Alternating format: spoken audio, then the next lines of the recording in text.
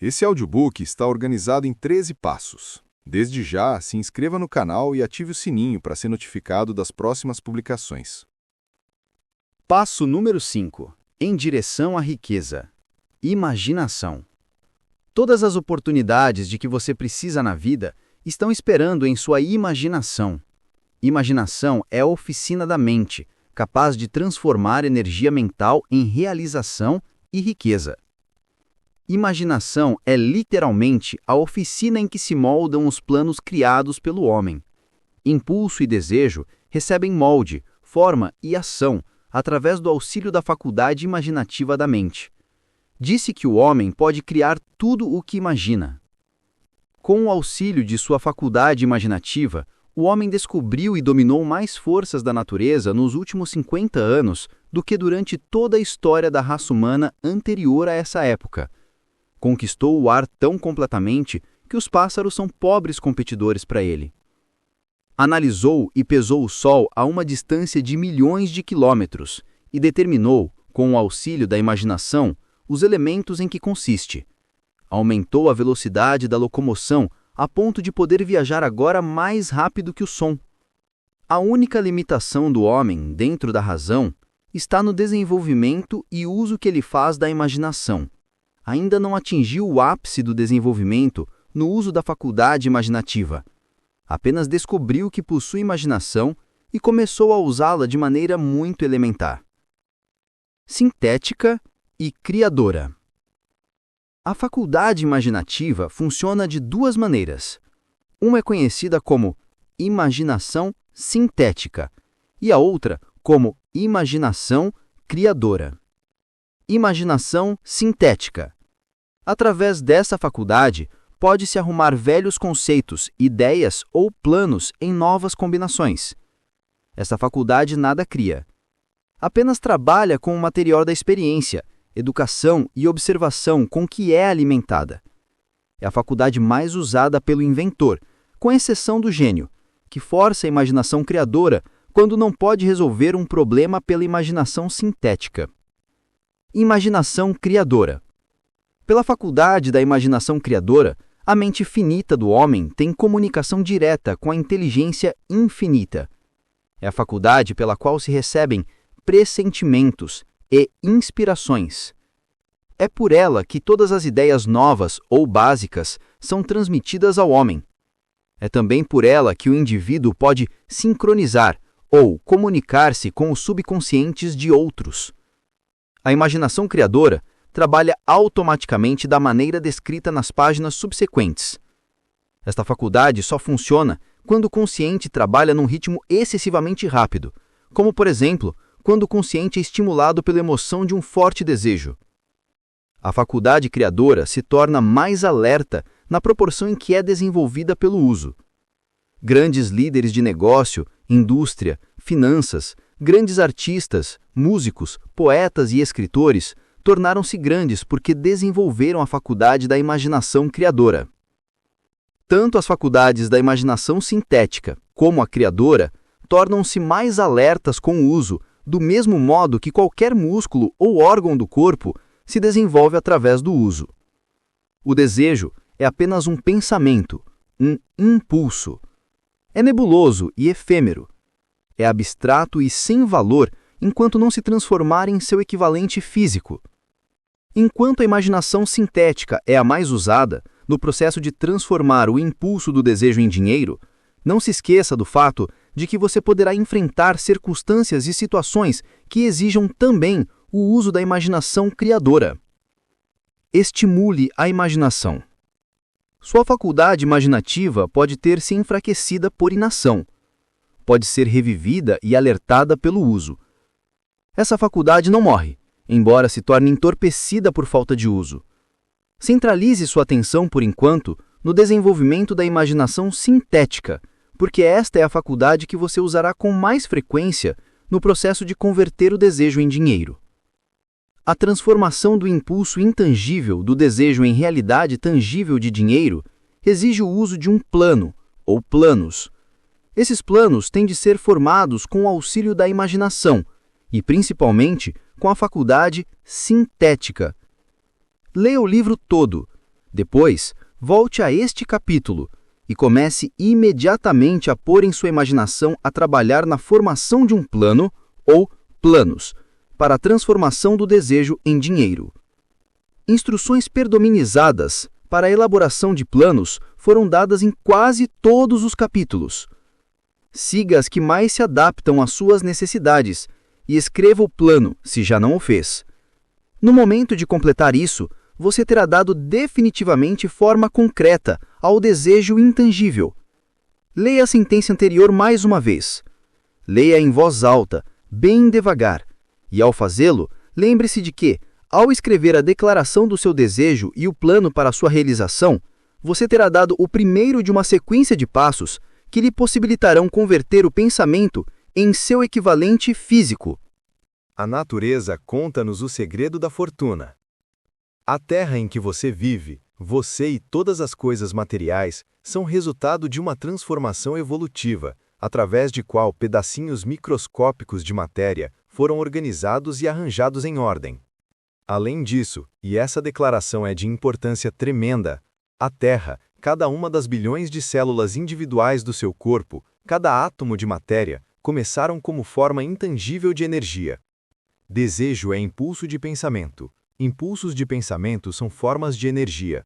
Quando você começa com um impulso de pensamento, o desejo de acumular dinheiro, está chamando a seu serviço o mesmo material que a natureza usou ao criar a Terra e todas as formas materiais do universo, inclusive o corpo e cérebro em que funcionam os impulsos de pensamento.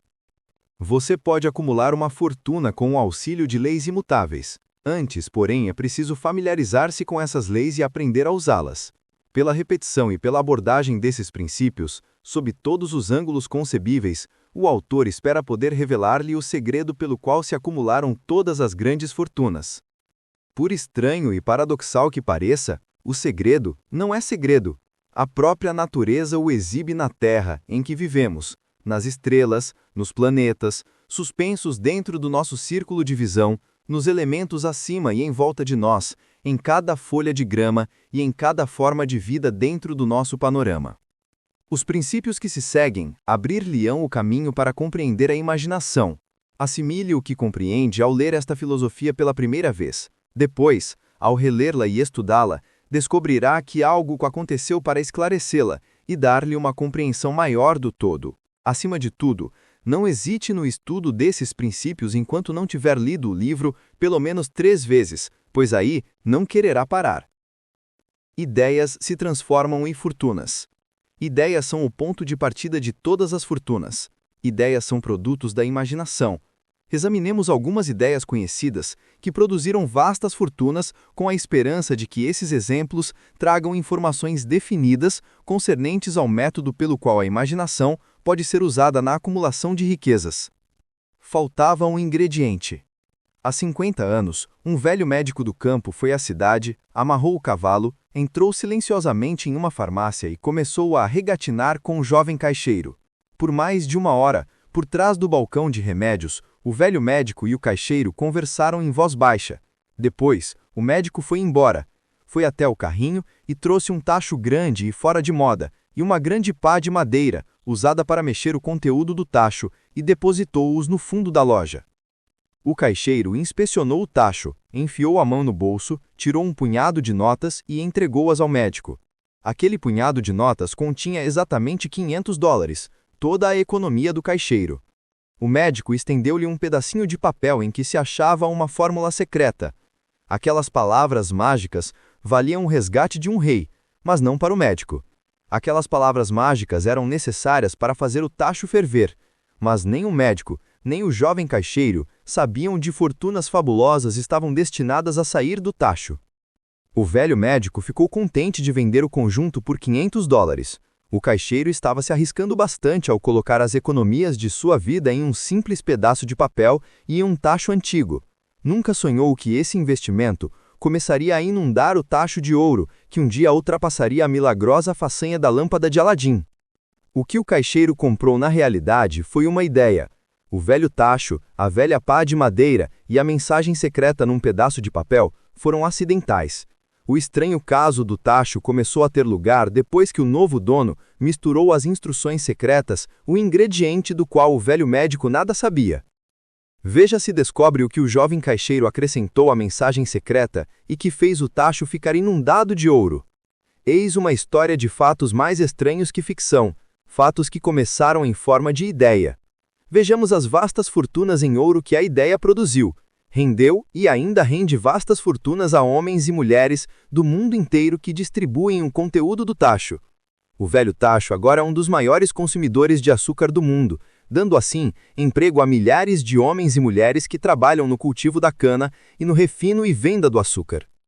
O velho tacho consome anualmente milhões de garrafas de vidro, fornecendo emprego a um grande número de operários. O velho tacho emprega um exército de funcionários, taquígrafos, copistas, peritos em propaganda, em toda a nação. Trouxe fama e fortuna e dezenas de artistas que criaram quadros magníficos descrevendo o produto. O velho tacho converteu uma pequena cidade sulena na capital comercial do sul, onde agora beneficia direta ou indiretamente todos os negócios e praticamente todos os residentes da cidade. A influência dessa ideia beneficia agora todas as cidades civilizadas do mundo, inundando de ouro a todos os que a tocam. O ouro do tacho construiu e mantém uma das mais importantes universidades do Sul, onde milhares de jovens recebem a instrução essencial ao sucesso. Se o produto daquele velho tacho pudesse falar, contaria histórias emocionantes de romances, em todas as línguas. Romances de amor, romances de negócios, romances de profissionais, homens e mulheres, a quem estimula diariamente. O autor conhece com certeza pelo menos um desses romances, pois desempenhou um papel nele, e tudo começou não longe do próprio lugar onde o caixeiro comprou o velho tacho. Foi nesse lugar que o autor conheceu a sua esposa, e foi ela a primeira a lhe dizer sobre o tacho encantado. Foi o produto daquele tacho que bebiam quando ele a pediu que a aceitasse nos momentos felizes e nos infelizes. Seja você quem for, viva onde viver, seja qual for a sua ocupação, lembre-se apenas, no futuro, todas as vezes que ver as palavras Coca-Cola, que seu grande império de riquezas e influência nasceu de uma única ideia e que o misterioso ingrediente que o caixeiro Asa Candler misturou à fórmula secreta era imaginação. Pare e pense nisso um pouco. Lembre-se também que os passos em direção à riqueza descritos neste livro foram os meios pelos quais a influência da Coca-Cola se estendeu a todas as cidades, vilas e cruzinhas do mundo, e que qualquer ideia que você possa criar, tão sensata e meritória como a Coca-Cola, terá a possibilidade de duplicar o recorde desse matador de sede. Uma semana para ganhar $1 milhão. Essa história prova a verdade do velho ditado: onde há vontade, há um caminho. Foi-me contada pelo querido educador e clérigo, o falecido Frank W. Gonzalez, que começou a carreira de pregador na região dos Matadouros de Chicago. Enquanto o Dr. Gonzalez cursava o college, observou muitos defeitos em nosso sistema educacional, defeitos que acreditava poder corrigir se fosse diretor de um colégio. Resolveu organizar um novo college, em que aplicaria suas ideias, sem ser tolhido por métodos ortodoxos de educação. Precisava de $1 milhão para realizar o projeto. Onde poderia ele obter tão grande soma de dinheiro? Essa era a pergunta que absorvia os pensamentos do jovem e ambicioso pregador. Contudo, parecia não fazer progresso nenhum. Todas as noites levava esse pensamento para o leito, acordava com ele pela manhã, levava-o consigo a toda parte, revirava-o na cabeça até que se tornou para ele obsessão consumidora. Sendo filósofo, além de pregador, o Dr. Gonzalez reconhecia, como todos os que vencem na vida, que a definição de propósitos era o ponto de partida, do qual se deve começar.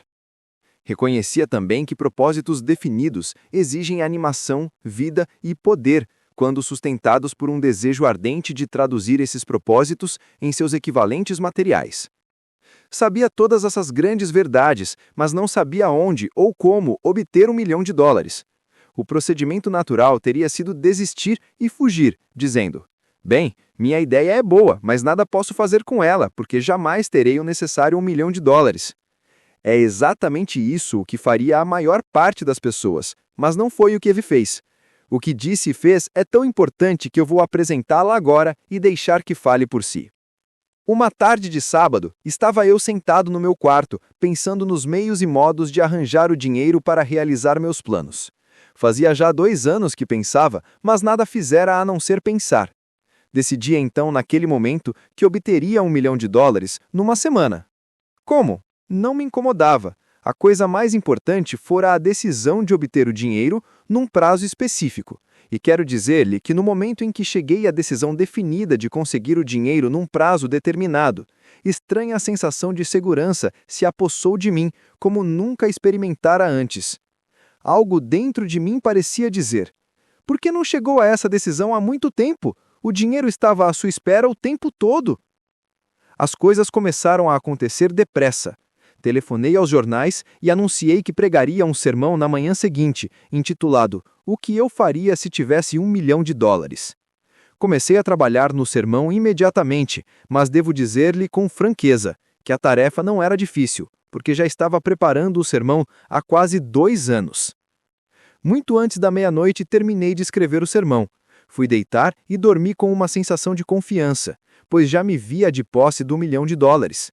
Na manhã seguinte, levantei-me cedo, li o sermão, depois me ajoelhei e pedi que meu sermão chocasse a atenção de alguém que pudesse fornecer o dinheiro necessário.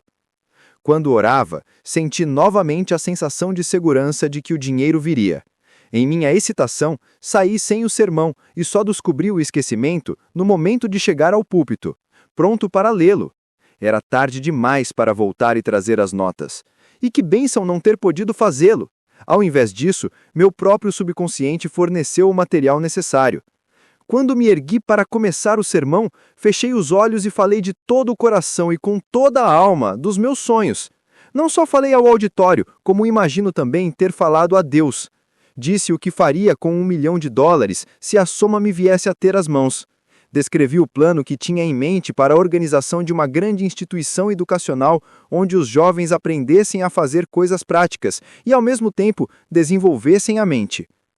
Quando terminei e me sentei, um homem ergueu-se devagar do assento em que se achava, numa das últimas 3 fileiras, e caminhou em direção ao púlpito. Fiquei curioso de saber o que faria. Chegou ao púlpito, estendeu a mão e disse: "Reverendo, gostei do seu sermão. Acredito que possa fazer tudo o que disse que faria se tivesse $1 milhão. Para provar que acredito no Senhor e no seu sermão, se vier ao meu escritório amanhã de manhã, eu lhe darei $1 milhão. Meu nome é Philip D. Armour." O jovem Gonzalez foi ao escritório de Armour e recebeu $1 milhão. Com o dinheiro, fundou o Instituto Tecnológico Armour, conhecido agora como Instituto Tecnológico de Illinois. O $1 milhão necessário veio como resultado de uma ideia. No fundo da ideia estava o desejo que o jovem Gonzalez cultivara já durante quase 2 anos. Observe este fato importante. Ele recebeu o dinheiro 36 horas após ter chegado à decisão final em sua mente no sentido de consegui-lo, e se resolvera por um plano definido para isso. Nada havia de novo ou excepcional em Gonzalez ter pensado vagamente num $1 milhão e na sua esperança semanal de obtê-los.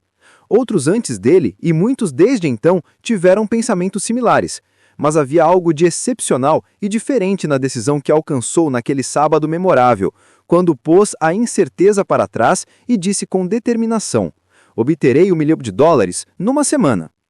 Além disso, o princípio pelo qual o Dr. Gonzalez conseguiu seu $1 milhão ainda vive. Está a seu alcance. Essa lei universal é tão exequível hoje como era quando o jovem pregador fez uso dela com tanto sucesso. Propósito definido mais planos definidos. Observe que Asa Kendall e o Dr. Frank Gonzalez tinham uma característica comum. Ambos conheciam a assombrosa verdade de que ideias podem ser transformadas em dinheiro pelo poder do propósito definido mais planos definidos. Se você é dos que believe que trabalho árduo e honestidade bastam para trazer riquezas, despreze o pensamento. Não é verdade. Riquezas, quando vêm em grandes quantidades, nunca são um resultado apenas de trabalho árduo. A riqueza vem, se é que vem, em resposta a exigências definidas, baseadas na aplicação de princípios definidos, não por acaso ou sorte. Falando de modo geral, ideia é um impulso de pensamento que impele a ação por um apelo à imaginação. Todos os bons vendedores sabem que ideias podem ser vendidas onde não se pode vender mercadorias. Balconistas comuns não o sabem, por isso é que são comuns. Um editor de livros de baixo preço descobriu uma descoberta de bastante valor para editores. Descobriu que muita gente compra títulos e não conteúdo dos livros. Pela simples mudança do título dos livros que não vendiam, as vendas desses livros subiam num pulo de mais de 1 milhão de exemplares. Não se mudava de modo algum o conteúdo do livro, apenas se arrancava a capa que trazia o título invendável, substituindo-a por uma nova, que tivesse valor para a bilheteria. Isso, por simples que pareça, era uma ideia, era a imaginação. Não há preço padrão para ideias. O criador de ideias faz o seu próprio preço e, se for esperto, alcança-o. A história de praticamente quase todas as grandes fortunas começa no dia em que um criador de ideias e um vendedor de ideias se reuniram e trabalharam em harmonia. Carnegie se roceou de homens que sabiam fazer tudo o que ele sabia. Homens que criavam ideias, homens que punham ideias em ação, e fez-se, assim como a outros, fabulosamente rico. Milhões de pessoas atravessam a vida esperando oportunidades favoráveis. Talvez uma oportunidade favorável possa trazer outra, mas o plano mais seguro é não depender da sorte. Foi uma chance favorável que me deu a maior oportunidade da minha vida, mas 25 anos de esforço decidido tiveram que ser dedicados àquela oportunidade antes que se tornasse uma realidade.